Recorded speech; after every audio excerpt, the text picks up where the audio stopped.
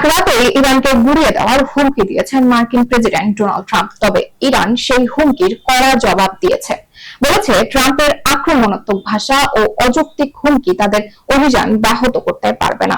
গতকাল হোয়াইট হাউসে সংবাদ সম্মেলনে ট্রাম্প জানান, পুরো দেশটাকে এক রাতেই শেষ করে দেওয়া সম্ভব, আর সেই রাত হয়তো আগামীকালেই। তিনি আরো হুঁশিয়ারি দেন, ডেডলাইন পেরিয়ে গেলে ইরানকে প্রস্তুত যুগে পাঠানো হবে। এদিকে যৌথ বাহিনী প্রধান ও প্রতিরক্ষা মন্ত্রীকে পাশে রেখে ট্রাম্প বলেন, তিনি আশা করছেন ইরানের নেতারা বিচক্ষণতার সঙ্গে আলোচনায় বসবেন। তবে ফলাফল এখনো অনিশ্চিত, চলছে হুমকি পাল্টা হুমকি, আবার কখনো কখনো সমঝোতার আলোচনা। বিশ্ব নজর রাখছে মধ্যপ্রাচ্যের এই উত্তেজনাপূর্ণ পরিস্থিতিতে। বিস্তারিত থাকছে ডেস্ক রিপোর্টে। এক রাতেই ইরানকে গুঁড়িয়ে দেওয়া সম্ভব, মার্কিন প্রেসিডেন্ট ডোনাল্ড ট্রাম্পের এমন হুমকির কড়া জবাব দিয়েছে ইরান।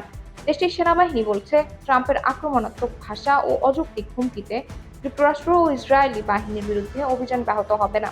ট্রাম্পের আলটিমেটাম অনুযায়ী যুক্তরাষ্ট্রের স্থানীয় সময় মঙ্গলবারই সেই রাত হতে পারে। ইরানের বিষয়ে জানাতে গতকাল হোয়াইট হাউসে সংবাদ সম্মেলন করেন ট্রাম্প। সেখানেই তিনি এমন হুমকি দেন। সংবাদ সম্মেলনে ট্রাম্প বলেন, পুরো দেশটাকে এক রাতেই শেষ করে দেওয়া যায়, আর সেই রাতটা হয়তো আগামীকালই।